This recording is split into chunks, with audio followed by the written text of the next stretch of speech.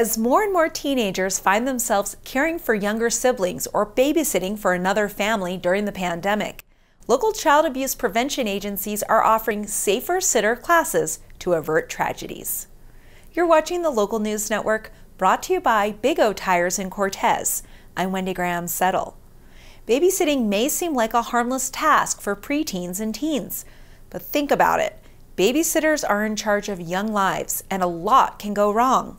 The United Way of Southwest Colorado and the Four Corners Child Advocacy Center now offer safer sitter classes to give young babysitters the emergency care and child management skills they need to safely care for children.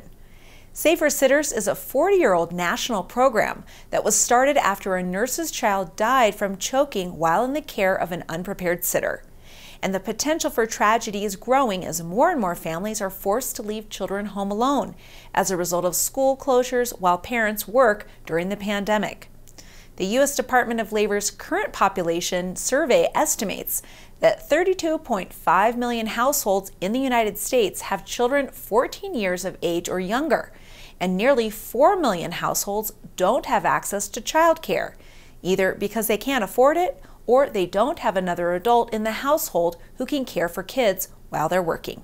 We decided to do this class because of the amount of people who are going to be staying home, taking care of younger siblings, especially in an area like Montezuma County, as well as provide a foundation for youth in the community to take their professional skills to the next level in a way that's safe for both the people who they're taking care of and for themselves.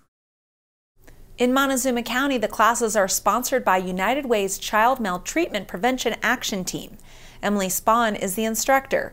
Students learn basic first aid skills, CPR, and the Heimlich maneuver. They learn professional life skills like how to screen potential employers or how to ask for an appropriate wage.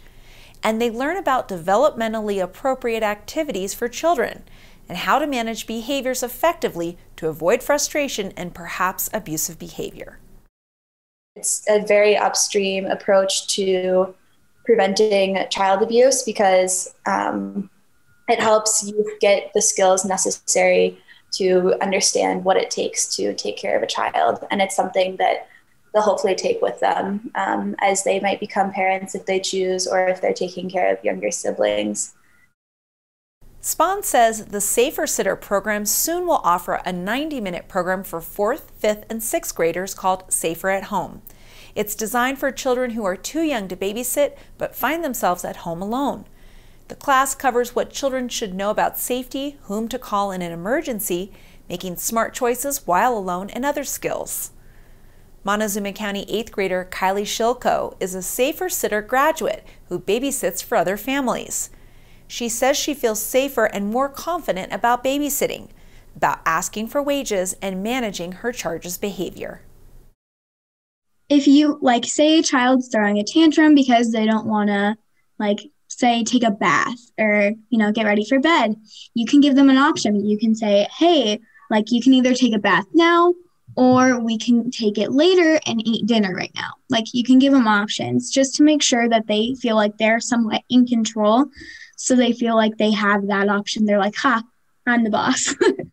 Spahn says the next Safer Sitter class on December 5th filled up within 24 hours of opening registration, but she plans to offer additional classes online.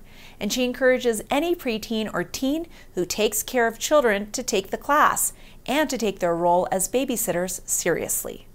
You can watch for the next schedule of Safer Sitter classes from the Child Maltreatment Prevention Action Team Facebook page at the CMPAT. You're babysitting, you have people's lives in your hands, and it's easy to just think about that as an extra side job, or if you like hanging out with kids, just a nice way to spend your afternoon. I think it's easy to forget how serious that taking responsibility for others can be. And just going back to the fact that this started because of a tragedy that was preventable.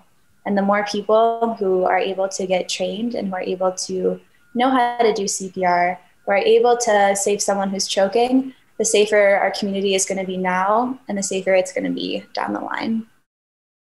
You can watch for the next schedule of Safer Sitter classes from the Child Maltreatment Prevention Action Team Facebook page at facebook.com/thecmpat. Thanks for watching this edition of the Local News Network. You can listen to our stories anytime, anywhere on your favorite podcast app. I'm Wendy Graham Settle.